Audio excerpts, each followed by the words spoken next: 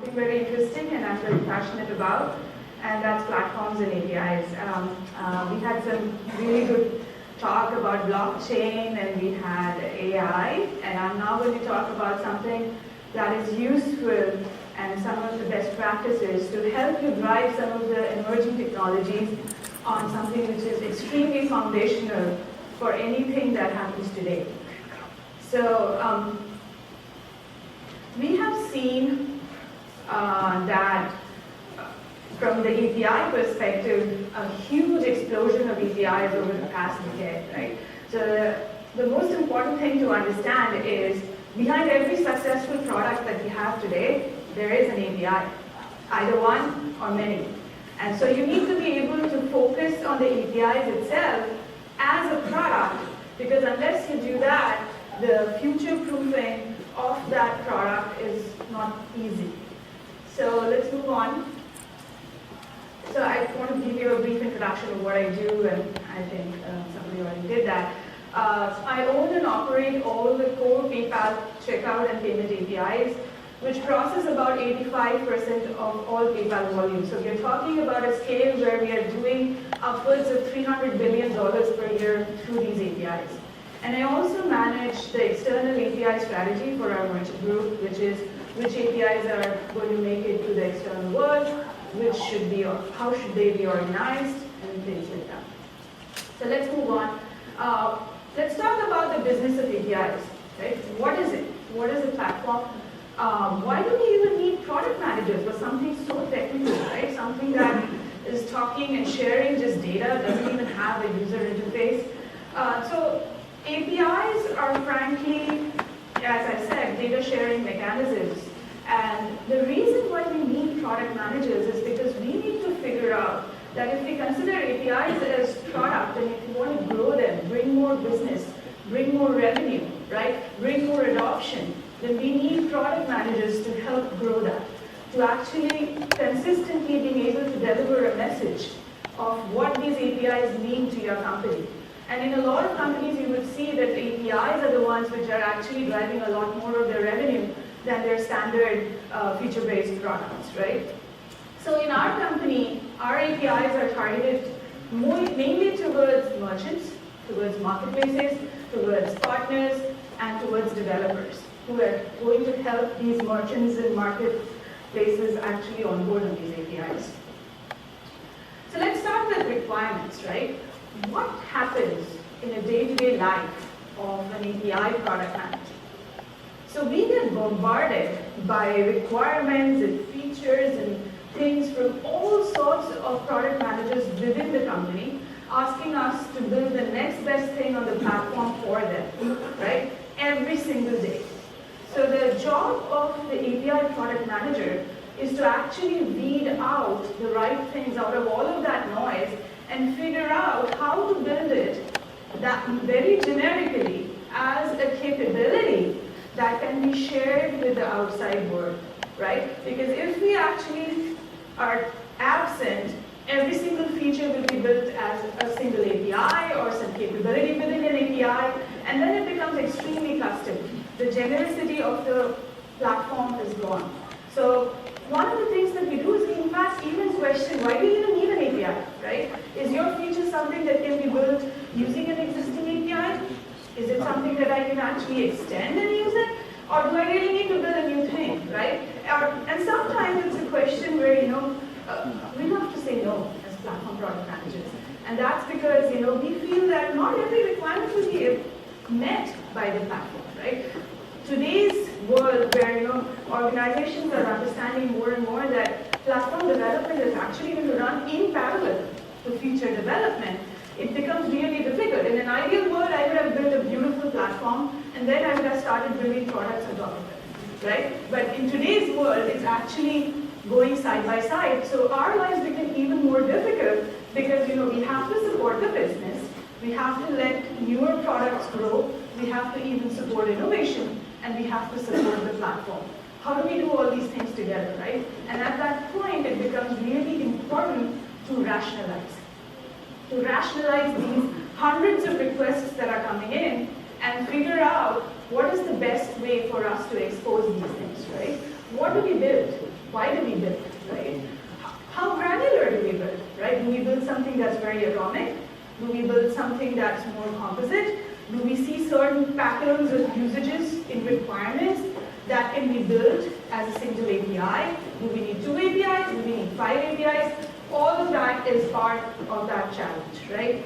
And the other thing that I think API product managers do when they're evaluating requirements is we don't think inside out, we think outside in.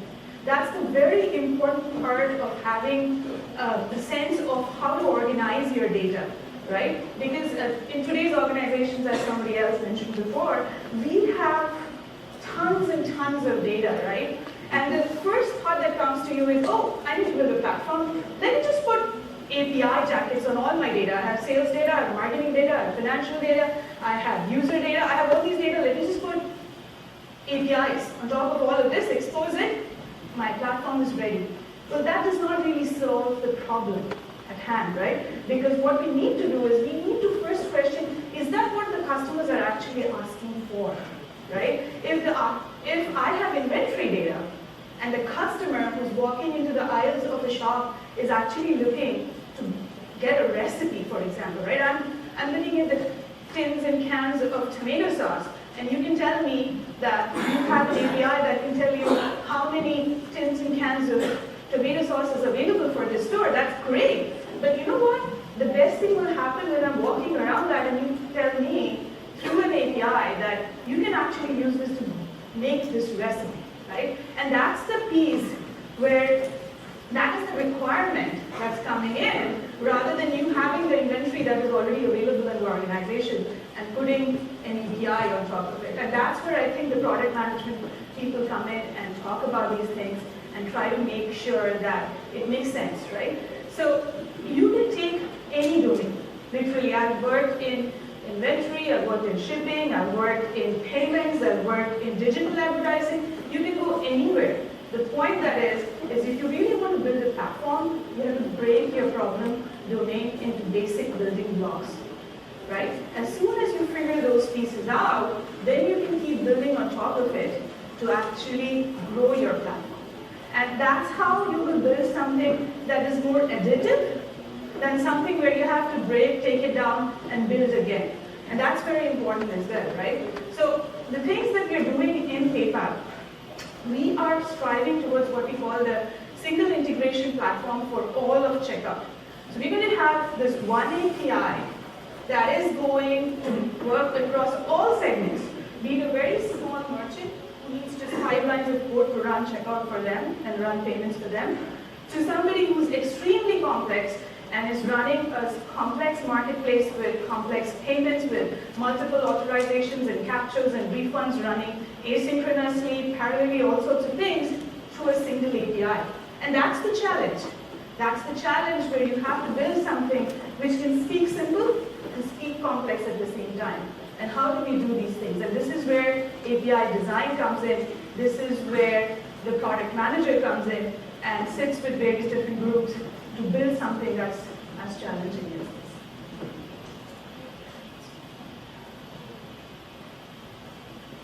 Let's talk about API design, right? This is again another thing that API product managers are very, very involved with. In our organization, in PayPal, we also work with API governance. We call it PayPal as a service, where API governance also gives us certain guidelines and restrictions of how we build our APIs across data. Be it internal APIs, be it external APIs, we are talking about just consistently building across different domains within PayPal. We have consumer domains, we have merchant domains, we have risk domains, we have various different domains within PayPal itself. So what is the first principle of API design, which is the hardest thing to do, is to keep it simple. There's so much data. There's so many things that are available with you. I think the most important thing to keep in mind is to keep it simple, right? And what it does is, to keep it simple on the top, you actually hide and abstract out the complexities behind the scenes, right? So let me walk you through a real journey of what it feels to take something that was built in a certain way to its next generation, right? So I'm going to walk you through a real journey of humanizing our APIs, which is, again, something that API product managers do. When I joined PayPal back in 2014, I was given the /payment REST API and said, hey, make sure that you get all of the payments within PayPal through this one single payment API. I said, well, that's a great OKR to have, and I'll shoot towards it. I had less than 13% on it. Today it runs 85%. But what I realized over this journey is you cannot build an API that's going to do all PayPal payments, because there are various different product lines within PayPal where you actually, and I'm going to walk you through in the next slide, where you actually do payments. So you don't want to pick up this central bottleneck by designing something that's architecturally perfect, but does not comply with the different product lines within your company, right? So there is a business to APIs as well. So then we decided, hey, if we are doing checkout, we need an order API, something that's semantically correct in the sense that whenever you're doing e-commerce and you're doing payments, your merchants would understand orders and better than payments, right? Because that's what you do. So let's move on to the product solutions. What we did is we took the same existing thing and we actually spun it around as an API strategy where we said, hey, let's start bucketizing APIs as the enablers of our different product lines. And that's where we started organizing APIs within namespaces of checkout, of subscriptions, of payouts, of invoicing, of all these different things. And we said, hey, these are our commoditized capabilities. So let's put our commoditized capabilities as fairly atomic operations that we can serve across all of our product lines. But as far as business is concerned, let's build APIs so that each of these APIs can drive each of these product lines. If a P2P API product manager needs to enable something that is very specific to send money or between personal payments, they can do that on their own without really, being dependent on the payment API supporting their users, right? So build a P2P API. So identifying what these different product lines are that serve your purpose and building for them is a good strategy which can actually help future-proof your API offering to the outside world. And then lastly, I want to talk about two things, the launch framework and the ecosystem around the APIs.